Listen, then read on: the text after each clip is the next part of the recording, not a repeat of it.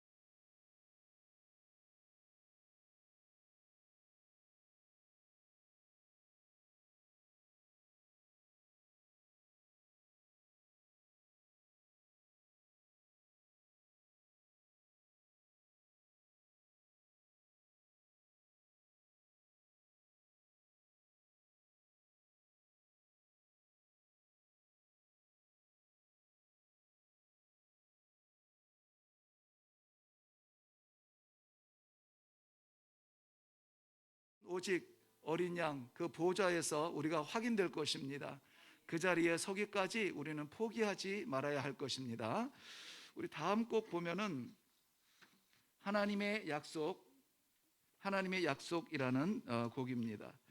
여호와는 너에게 복을 주시기 원하며 너를 지키시기를 원하시며 여호와는 그 얼굴을 너에게 향하여 드사 은혜와 평강 주시기를 원하노라. 우리 아버지께서 우리를 향하여서 갖고 계시는 참 감사하고 아름다운 뜻입니다. 이것은 순간순간마다 우리에게 주시는 은혜가 아니라 항상 우리를 지켜주시고 항상 함께 하시는 은혜의 고백입니다.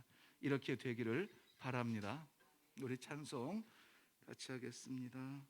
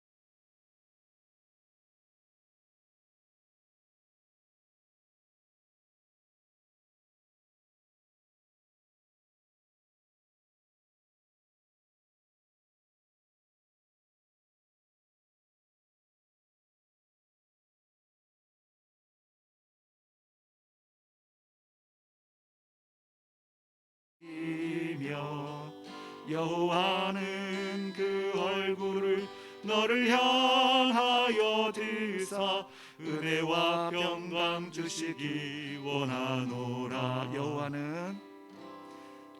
여호와는 너에게 복을 주시기를 원하며 너를 지키시기를 원하시며 여호와는 그 얼굴을 너를 향하여 드사 은혜와 평강 주시기 원하노라. 아멘. 너를 보배롭고 존귀하게 여기시는 하나님이 내 삶 속에서 이 약속을 신실하게 이루시리니 땅에 기름진 것으로 하늘에 신령한 것으로 너를 복주시고 지키실 하나님이 너의 영혼 잘 되도록 은혜 베푸시며 평강으로 인도하시리. 땅에 기름진 것으로 하늘에 신령한 것으로 너를 복주시고 지키실 하나님이 너의 영혼 잘 되도록 은혜 베푸시며 평강으로 인도하시리. 다시 한번 땅에 기름진 것으로 땅에 기름진 것으로 하늘에 신령한 것으로 너를 복주시고 지키실 하나님이 너의 영혼 잘 되도록 은혜 베푸시며 영광으로 인도하시리. 평강으로 인도하시리. 평강으로 인도하시리.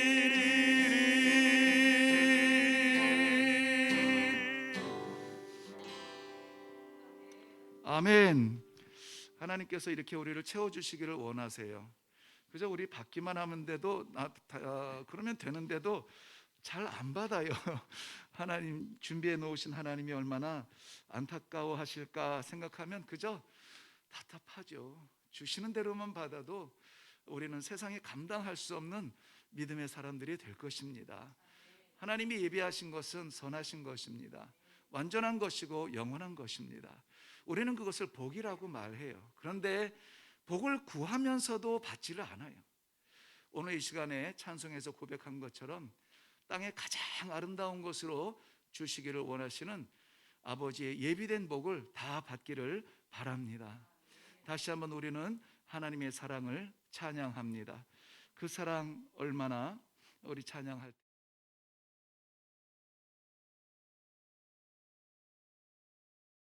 기도에 대하여서 좀 이야기 나누다가 잘 안 돼요 라는 그러한 마음을 안타깝게 나눴습니다. 안 돼요. 그렇지만 어떻게 해야 되냐면 해야 돼요. 표현해야 됩니다. 시작해야 되고 내 입술을 벌려서 일단 아버지 하고 부르기 시작하면은 그때가 우리의 기도의 시작이에요. 사랑스러운 아이가 태어났어도 내 자식이지만 언제 그 뜨거운 눈물을 흘렸나요? 아이가 어느 날 갑자기 입술을 어버 벌리더니 드디어 엄마 하는 거예요. 엄마, 아빠. 그 순간을 잊지 못합니다. 완벽하지 않은 발음일지라도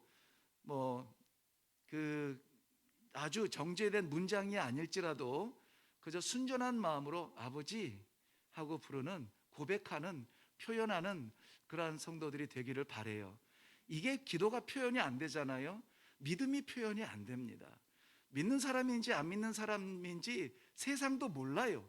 이름표도 알지 않기 때문에. 그런데 우리는 말 습관이나 행동 습관을 통해서 자꾸 표현하는 겁니다. 그럴 때 이 사람은 하나님을 믿는 사람이구나. 이 사람은 성도구나. 이 사람은 진짜구나. 이렇게 알아가는 거죠. 자, 우리 다 표현 못해도 나는 표현하겠습니다.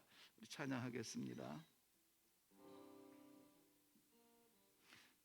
연습을 안 해가지고 어디부터 해야 될지.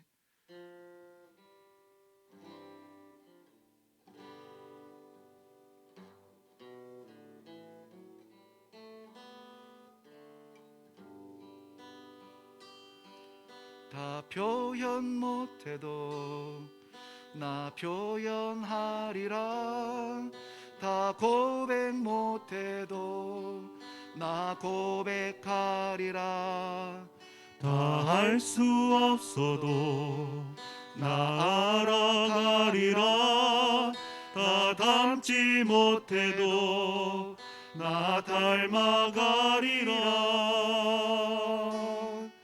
다 표현 못해도 나 표현하리라.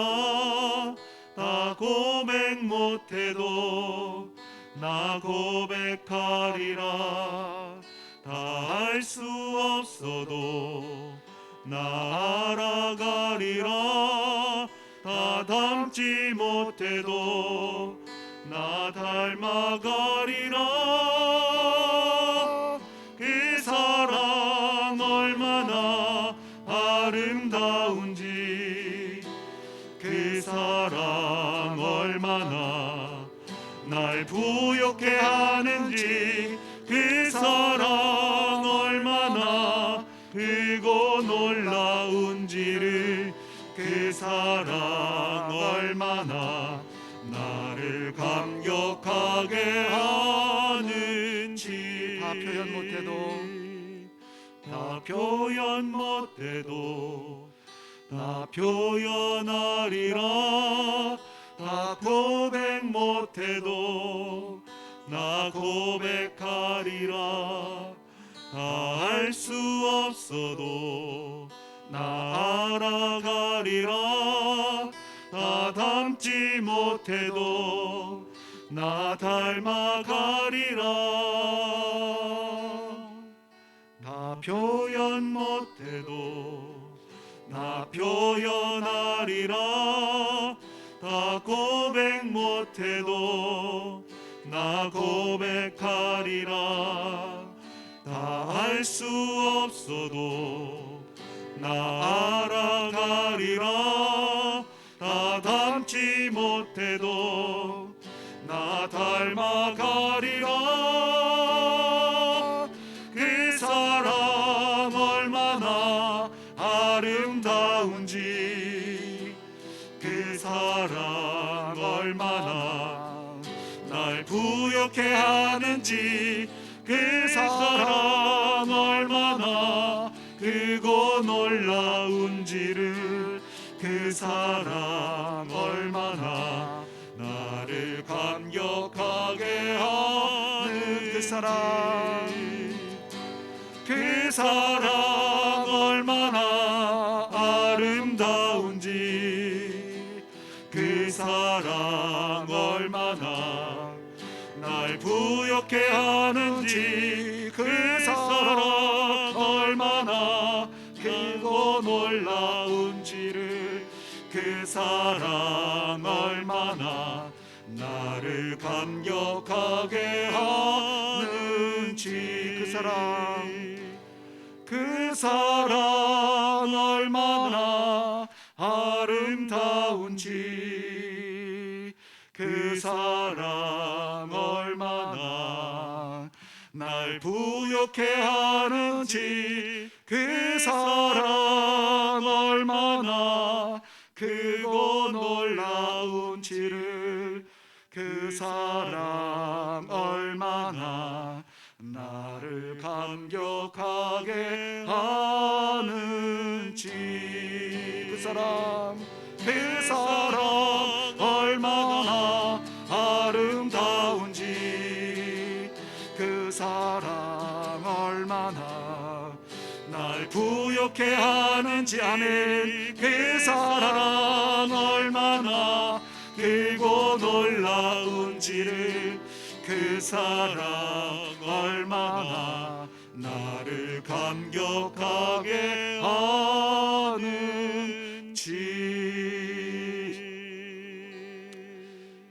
아멘. 하나님의 사랑이 여러분을 감격하게 하십니까? 네, 그게 신앙입니다. 우리 이 시간에 한번 기도하겠습니다. 그 사랑 얼마나 나를 감격하게 하는지 감당할 수 없는 사랑을 이 순간에도 받습니다.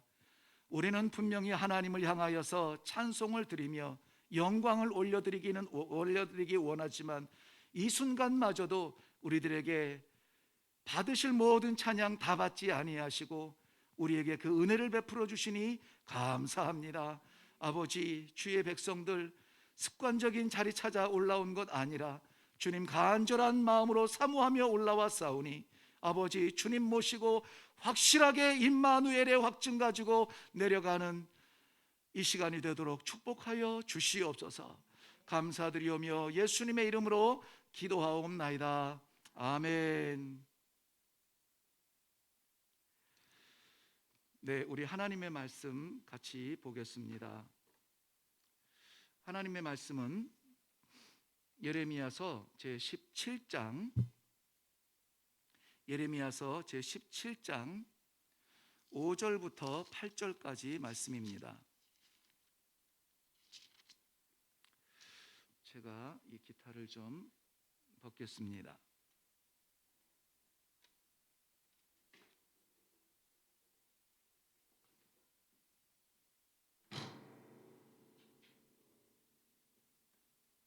네, 스탠드를 옆에다 안 갖다 놨네요. 예레미야서 17장 5절부터 8절까지 말씀입니다. 우리 다 같이 한 목소리로 읽도록 합니다. 시작. 여호와께서 이와 같이 말씀하시니라. 무릇 사람을 믿으며 육신으로 그의 힘을 삼고 마음이 여호와에게서 떠난 그 사람은 저주를 받을 것이라. 그는 사막의 떨기나무 같아서 좋은 일이 오는 것을 보지 못하고 광야 간조한 곳 건건한 땅 사람이 살지 않는 땅에 살리라. 그러나 무릇 여호와를 의지하며 여호와를 의뢰하는 그 사람은 복을 받을 것이라. 그는 물가에 심어진 나무가 그 뿌리를 강변에 뻗치고 더위가 올지라도 두려워하지 아니하며 그 잎이 청청하며 가무는 해에도 걱정이 없고 결실이 그치지 아니함 같으리라. 아멘. 아멘. 우리 5절과 6절 말씀을 읽을 때에 여러분 깜짝 놀랐죠? 저주받을 사람에 대해서 이렇게 적나라하게 표현을 하고 있습니다. 그는 저주를 받을 것이라. 그런데 또 금방 우리의 마음에 위로가 되는 말씀으로 갚아주시는데요, 7절과 8절 말씀에는 복을 받을 사람이라 이렇게 대조하여서 말씀해 주고 있습니다. 중요한 것은 뭐냐면요, 여기에 그는, 그 사람은 저주를 받을 것이라, 또 복을 받을 사람은, 그 사람은 복을 받을 사람이라 두리뭉실하게 말씀하지 않으셨어요. 바로 이 말씀의 영향력을 받고 말씀 앞에 서 있는 그 사람을 이야기합니다. 우리는 신앙생활의 공동체 속에서 같이 있습니다. 그런데 우리는 어림잡아서 그냥 묻어가는 신앙으로 사는 사람들이 아니라 하나님께서 복을 주시기로 작정을 하고 너는 복을 받을 사람이라, 여기서 말하는 대로 그 사람, 지명하는 바로 그 사람이라고 하는 그 확실한 믿음을 가지고 오늘 이 말씀을 아멘으로 받을 수 있기를 바랍니다.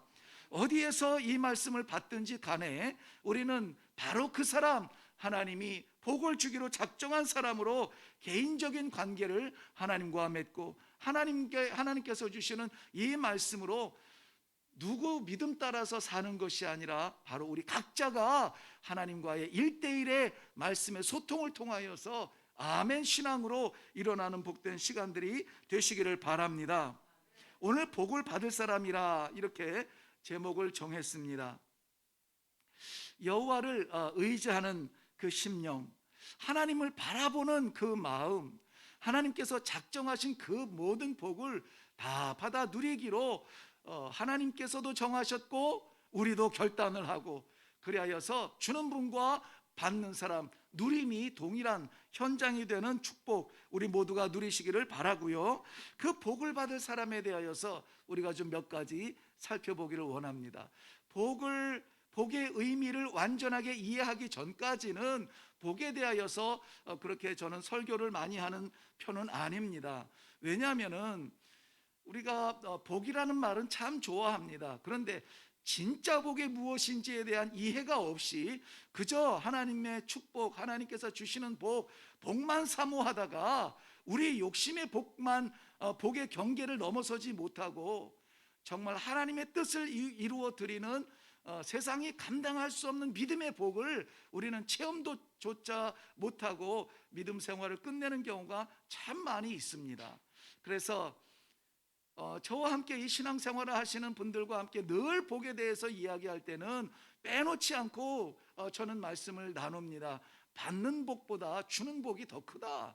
받아서 복이라 누리는 것은 늘 배고프지만은 그러나 주어서 느끼는, 주어서 누리는 이 복은 날마다 풍성하다. 오늘 그 말씀을 그것은 이 목사의 어떤 신앙이 아니라 이 목사가 여기 이 말씀에서 받아왔구만, 이것을 우리는 같이 공감하게 됩니다. 먼저 복을 받을 사람이 어떤 사람인가, 그 복의 그릇을 먼저 좀 살펴보기를 원하는데요, 간단하게 이렇게 설명합니다.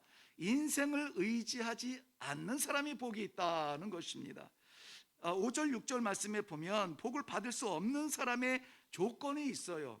이 조건은 복을 받을 수 없도록 구성된 그러한 조건인데요. 거기에 보면은 사람을 믿으며 혈육으로 권력을 삼고 마음에 육신으로 그 힘을 삼고 마음이 여호와에게서 떠난 그 사람은 저주를 받을 것이라. 이게 복의 정반대 방향에 서 있는 것입니다. 건너갈 수도 없습니다. 물 한 방울 나눠줄 수 없는 그 땅에서 머물 수밖에 없는 그 조건이 무엇이냐? 사람을 믿는다는 것이에요. 육신을 의지한다는 것입니다. 이것을 한번 이렇게 긍정적으로 우리 표현으로 바꾸면 사람을 믿지 않으며 육신으로 힘을 삼지 않고 마음이 여호와에게서 떠나지 않는 사람은 복을 받을 것입니다. 그런 말씀이에요. 너무나 단순한 진리입니다. 이 진리가 우리가 지켜지지 못하는 그러한 삶의 저편에 있다면은 우리 속히 그 자리로 돌아가야만 됩니다. 예레미야서를 마치고 저희는 이제 다니엘서 새벽 예배 동안에 묵상이 시작이 되었습니다. 다니엘서 17장 오늘 저 9절 말씀에 넘어가서 보면은 만물보다 거짓되고 심히 부패한 것은 뭐라고 합니까? 마음이라. 그대로 있는 그대로. 아직 못 찾으셨나요?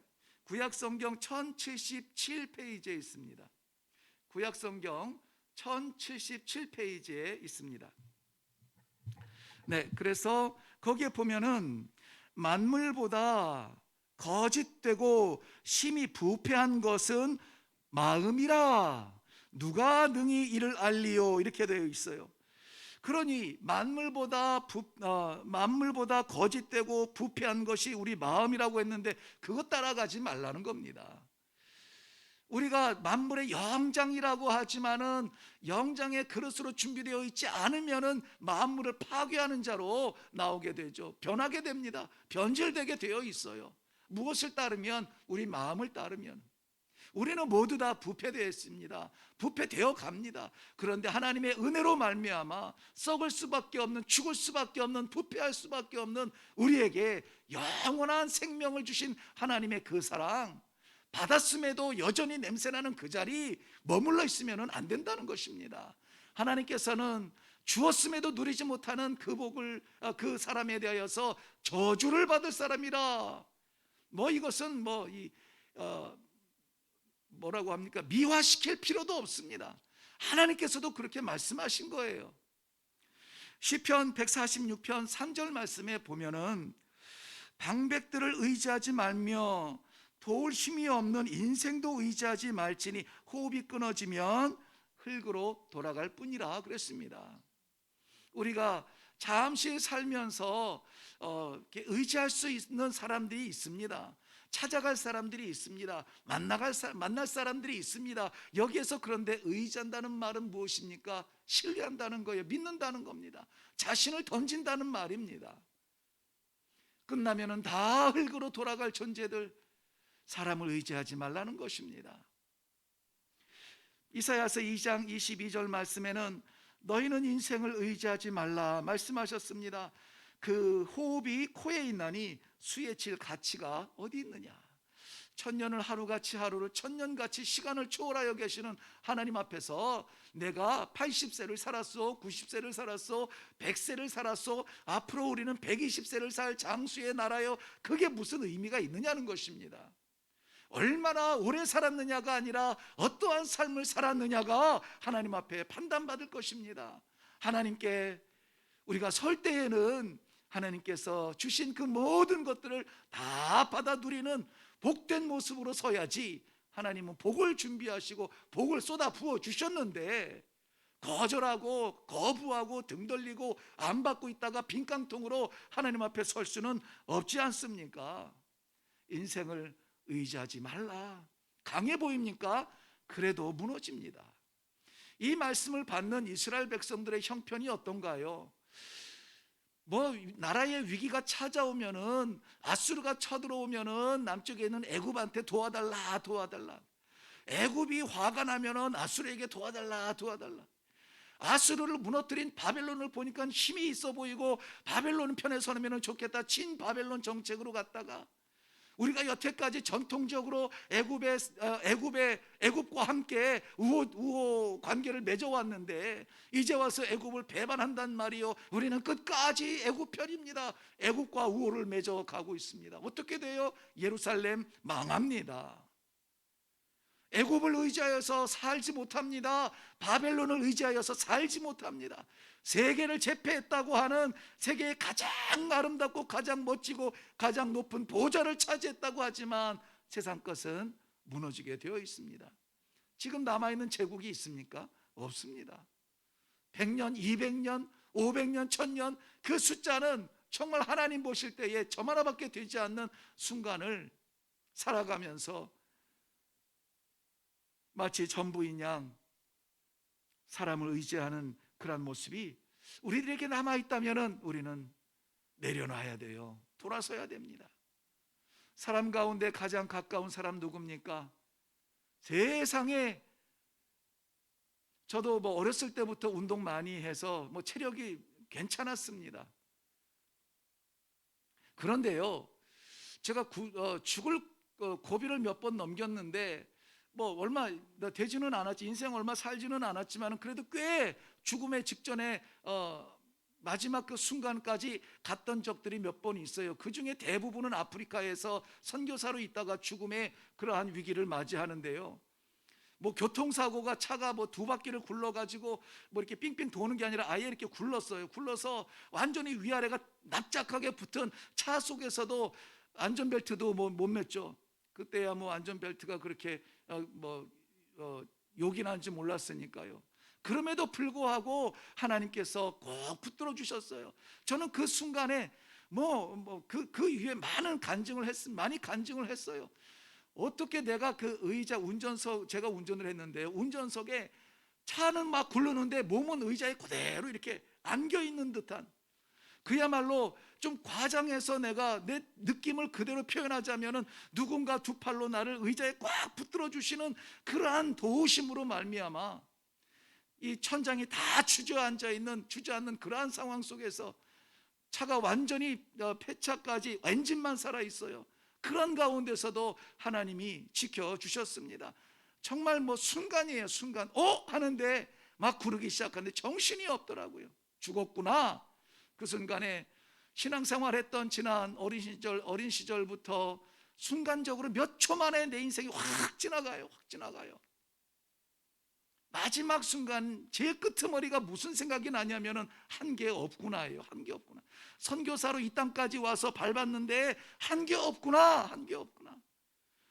미안합니다. 죄송합니다. 하나님께서 나를 뽑으셔서 어린 시절부터 그렇게 나를 인도해 주셨다가 선교지까지 이렇게 데려다 놓으셨는데 한계 없이 죽습니다. 그런데 기절했다가 깨 보니까는 정말 유리조각 하나 박히지 않고요, 있을 수 없는 그러한 그걸 어떻게 설명해야 되죠? 긁히지도 않고 차 천장이 완전히 붙었으면은 뭐래도 찢겨져야 되지 않아요? 정말 피 한 방울 안 나고 그렇게 하나님께서 나의 나됨, 네가 뭘 할 수 있냐? 이것을 철저하게 밟아 놓으셨어요. 밟았다는 표현은 그렇지만은 철저하게 지워주셨어요. 그때부터 내가 하는 게 아니구나. 내가 전도 집회하러 가는 길이었습니다만은 가서 몇 시간 동안을 하고 밤에 언제 돌아오고 내일 주일을 어떻게 보내고 내 플랜 속에 가지고 갔던 모든 것들이 다 깨어지고 아무 소용이 없어지는 그 순간이었고, 하나님께서 붙들지 않으면 존재할 수 없는 그러한 사람이구나. 그 중에 또 두세 번의 죽음의 고비는 말라리아 때문이죠. 참 비참합디다. 왜냐하면 합디다 이건 좀 건방진 표현인가요? 네, 좀 비참하더라고요. 왜냐하면 사고가 나서 죽으면은 그래도 물리적으로 이건 내가 못 견디하니까는 죽게 된 괜찮은데, 말라리아는 눈에도 안 보이잖아요. 눈에도 안 보이는 그 세균 때문에 내가 죽는 거예요. 아무것도 할 수 있는 게 없어요. 할 수 있는 게 없습니다. 진짜로 할 수 있는 게 없어요. 약을 뭐 먹고 또 먹어도 계속 악화되니까는 그냥 넋놓고 있는 거예요. 데려가시면 사는 거고, 데려가시면 죽는 거고, 살려주시면 일어나는 거고, 그 기로에서 아무것도 아니구나. 다른 사람은 못 믿어도 내가 내 자신은 믿어야 되잖아요. 근데 나도 못 믿겠더라고요. 여러분, 사람 가운데 가장 연약한 사람이 나고요, 사람 가운데 가장 왔다 갔다 변질 잘하는 사람이 나고요, 우리 중에 누구라서 나 자신을 의지하고 신뢰해서 믿음 생활을 할 수 있을까요? 못합니다. 그러므로 우리는 철저하게 사람을 의지하는, 누구를 만나면 살겠지, 누구를 만나면 길을 열어주겠지, 사람을 의지하는 습관을 버리고 모든 순간마다 하나님을 바라보는 그러한 믿음의 사람으로 변화되기를 바랍니다. 조금 더 적극적으로 말하면요, 여호와를 의지하는 사람은 복이 있을 것이라 성경은 말하고 있어요. 여호와를 의지한다는 것, 의지한다는 게 무슨 뜻일까요? 여러분, 엘리베이터 앞이나 지하철이나 이렇게 문짝에 이렇게 붙어 있어요. 사람이 이렇게 기댄 모습이 돼 있고 빨간 줄로 딱 가 있습니다. 뭐라고 써 있나요? 기대지 마시오. 그게 의지한다는 거예요. 왜 그렇습니까? 기대고 있다가 문 열리면 어떻게 돼요? 사고 나니까, 넘어지고 쓰러지고 자빠지고 큰일 나니까 기대지 말라, 그 의미예요. 여기서 의지한다는 말이. 그런데 여기에서 여호와를 마음껏 의지하라, 마음껏 의지하라는 것입니다. 왜냐하면 여호와는 우리의 위기의 때에, 우리의 고난의 때에 피하지 않습니다. 여호와께서 우리를 보듬어 주십니다. 조금 전에 간증한 것처럼 그 차가 두 바퀴를 굴르면서 그 안에 있는 모든 사람들이 비명 꽥소리 한번 지르지 못하고 무방비 상태로 그 차와 함께 무너질 때에, 그때 여호와께서 품어주시는 그 품이에요. 그러니 그 여호와의 손길을 선교사 20년 내내 잊을 수가 없어요. 그러니까는 사람들이 나보고 그래요. 당신은 겁이 없다는 거예요. 겁이 없대요. 낯선 길도 갔다 올게 그러고 출발을 합니다. 낯선 음식도 그 사람들 먹는 거면 같이 먹습니다. 어떠한 난관 속에서도 여기도 같이 사람이 사는 데인데 나는 못해요. 나는 못하는데 나 자신을 하나님 앞에 던져놓으니까, 기대니까 아버지께서 살려주시고 아버지께서 일으켜주시고 사용하여 주시는 것입니다. 시편 25편 2절에 시편 기자는 이렇게 말해요. 나의 하나님이여, 내가 주께 의지하였사오니 나로 부끄럽지 않게 하시고 나의 원수로 나를 이기어 개가를 부르지 못하게 하옵소서. 우리를 둘러싸고 있는 원수들을 우리가 물리칩니까? 안 돼요. 우린 연약합니다. 그저 우리가 하나님 품 안에 하나님 의지하면서 있을 때에 마치 어린아이가 아버지 손잡고 놀이터에 가는 것처럼 담력이 생기고 그 동네의 대장이 된 것처럼 담대해지고, 내가 아니라 우리 아버지 때문에 우리 아버지가 악한 것들을 막아주시고, 우리 아버지가 우리의 눈물을 씻어주시고, 우리 아버지가 우리를 영화롭게 들어주시는 것입니다. 우리가 하는 것이 아니라는 것이죠. 우리가 하나님 아버지 앞에 맡길 때에 너무 의미 없이 하나님 맡겨드립니다. 뭘? 다 맡겨드립니다. 뭘? 이런 거 아니고 정말 성경에서는 조목조목, 예를 들면 너의 길을 여호와께 맡기라. 이 길이라고 하는 것은 이런 도로의 뜻도 되지만은 방법의 뜻도 됩니다. 살아갈 방법, 이길 수 있는 방법, 나을 수 있는 방법, 찾아갈 수 있는 방법, 그 길을 누구에게 맡겨요? 여호와께 맡기라. 여호와께 맡기라. 잠언 16장 3절 말씀에는 너의 행사를 여호와께 맡기라 얘기했습니다. 우리가 할 수 있는 모든 능력들, 무엇인가 계획하고 작정하고 일을 해보려고 하는데 그것을 내가 계획하고 이러니까 될 거야, 이러니까 안 될 거야. 믿음 생활의 재미는요, 이런 것들이 실천되어질 때에 감사한 거예요. 이렇게 생각하고 머릿속에 꿈꿀 때가 재밌는 게 아니라요, 정말 그렇게 나아갔더니 길이 열리대. 그 길을 건너가 봐야 신앙생활이 재미있는 거예요. 또 뭐 아프리카에서 죄송합니다만은 아프리카는 건기와 우기가 있어요. 건기에는 비가 너무 많이 와요. 그래서 없던 강이 생깁니다. 그럴 때는 곤란한 게 뭐냐면 늘 다니던 길인데도 이 강물이 차니까는 그 속이 어떻게 변했는지를 몰라요. 그럴 때에 그 길을 너무나 잘 아는 그 지역에 사는 사람이 이쪽으로 오세요, 이쪽 길로 가야 합니다, 길을 가이드 해줄 때는 좀 믿음직스럽지 않아 보여도 따라가 보면 그 강을 건너게 되어 있어요. 하나님은 역사를 섭리하십니다. 우리 모든 개인의 순간과 시간과 이 모든 것들을 다 섭리해 주세요. 조정해 주십니다. 그러므로 오른쪽으로 조정하는데 왼쪽으로 가겠다고 발부동 치는 것이 아니라 맡겨 드리세요. 행사를 주께 맡겨 드리세요. 그러면 하나님께서 계획하신 그 목적지에 다다를 줄로 믿습니다. 또한 베드로전서 5장 7절에는 너희의 염려를 다 맡겨라. 사실 저도 걱정 염려가 많습니다. 우리 성도님들도 마찬가지죠. 그래서 이 염려와 걱정이 너무 싫고 너무 이 짐으로 느껴지고 견딜 수 없으면은 빨리 하나님 나라 갔으면 좋겠어요.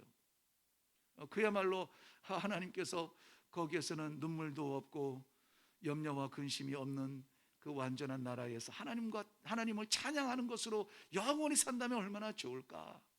그렇지만 이 땅 위에서 맡기신 사명이 있으니 사명의 길을 걸을 때에 십자가 지고 가기 마련이지. 나 홀로 지고 가라 명령하지 아니하시고 내가 너와 함께하리라.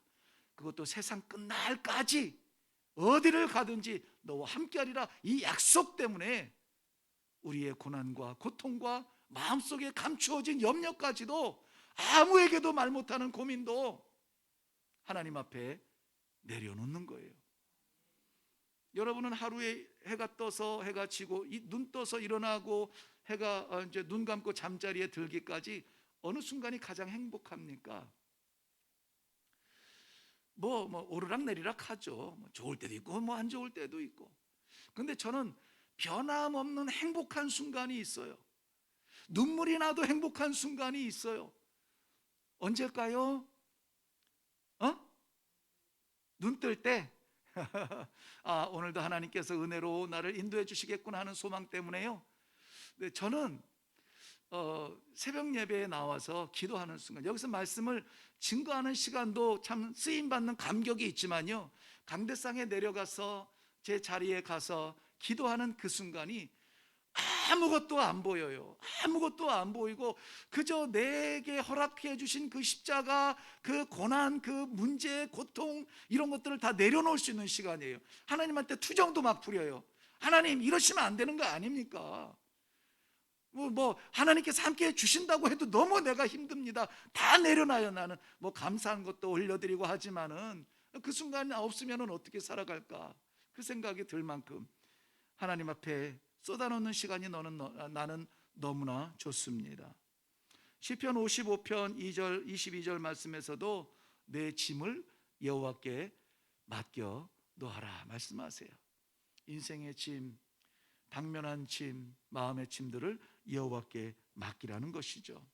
그럴 때에 우리는 저주의 사람이 아니라 하나님의 은혜로 살아가는 복된 삶을 체험하게 됩니다. 공중 나는 새를 보라, 들에 핀 백합화를 보라. 정말로 이럴 때 저는 한번 공중을 봐요. 새가 다니든 안 다니든 한번 봐요. 그런데 정말 새를 한번 보면은 이런 걸 깨닫습니다. 참 열심히 날개짓한다.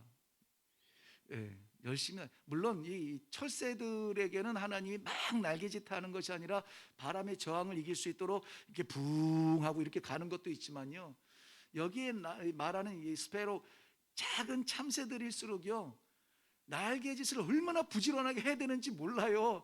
그거 보면은 내가 좀 부끄럽습니다. 아, 공중에 나는 새를 보라. 하나님께서 지키시고 인도하시고 먹이시지만 그래도 지도 열심히 날개짓 하는구나. 어떻게 살아야 되겠다 결단이 되어지는 것입니다. 하나님께 의뢰하시기를 바랍니다. 그러나 신앙의 자리에서 맡기신 일에 최선을 다하는 여러분 되시기를 주님의 이름으로 축원합니다. 이런 사람들에게 찾아오는 복을 간단하게 정리합니다. 이런 사람들은요, 하나님을 의지하는 사람들은 물가에 심기운 나무처럼, 물가에 심기운 나무처럼 계절은 마를지라도 그 뿌리가 물가에 깊이 박혀서 공급받는 생명으로 말미암아 날마다 푸르고 청청하며 열매를 맺혀 드릴 수가 있게 되는 것입니다. 더위가 올지라도 두려워하지 않습니다. 태우는 더위가 올지라도 두려워하지 않습니다. 예수가 함께 계시니 시험이 와도 겁없네. 예수가 함께 계시니 시험이 와도 겁없네. 내 마음과 내 생각과 내 삶이, 내 뿌리가 여호와께 박혀져 있음을 고백할 수 있는 그런 믿음의 사람이 되시기를 주님의 이름으로 축원합니다. 다니엘서를 지금 새벽 예배에 나누고 있습니다. 다니엘과 그 세 친구들의 풀무불 앞에서의 담대함이 어떻게 일어날 수가 있을까? 하나님, 우리에게도 그러한 믿음을 주세요. 하나님을 의지하게 해주세요. 변질되지 아니하는 믿음으로 하나님께 우리의 삶을 던질 수 있는 그러한 믿음의 사람이 되어서 지금 몇천 년이 지났음에도 불구하고 그들의 이름이 간증이 되어지며 7배나 뜨거운 풀무불에서 살아나 하나님의 이름의 영광을 올려드린 그러한 삶 얼마나 멋있습니까? 그것이 우리 신앙의 복입니다. 이 복된 삶을 오늘도 살아갈 수 있도록 이 오후 시간도 말씀에 의지하여서 철저하게 맡겨드리는 우리 모든 성도님들 되시기를 주님의 이름으로 축원합니다. 기도하겠습니다. 살아계셔서 역사하시는 하나님 아버지 은혜를 감사합니다. 저희들에게 맡기신 귀한 사역의 현장들, 주의 제단, 가정, 이웃, 모든 관계들 속에서 저들에게 우리가 감당해야 될 하나님의 복의 통로, 복의 근원, 우리를 통하여 하나님께서 우리의 가정에, 우리의 이웃에, 이 땅 위에 복을 선포하심에도 불구하고 그 복의 직분을 다하지 못했습니다.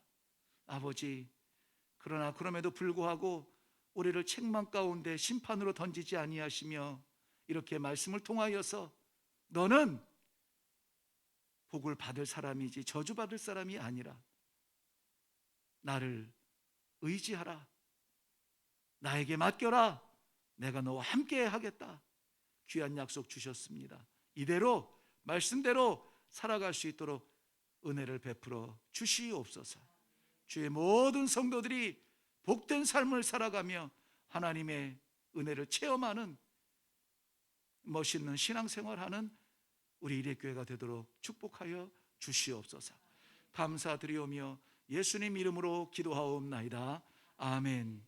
이제는 우리 주 예수 그리스도의 은혜와 살아계신 아버지 하나님의 놀라우신 사랑하심과 성령님의 감화, 감동, 인도, 교통케 하시는 역사가 동시대를 살아가지만은 그러나 하나님께서 뽑고 뽑으셔서 믿음의 사람으로 불러주시고 저주받을 자리에 있었으나 주 예수 그리스도의 십자가의 보혈로 말미암아 복의 사람의 자리로 옮겨주시고 그 복을 증거하라 명령하시니 감동 주시니 이제는 받는 사람이 아니라 받기 위하여서 매달리는 사람이 아니라 주신 복을 나누는데 쓰임받는 하나님의 멋진 종들의 삶을 살겠습니다.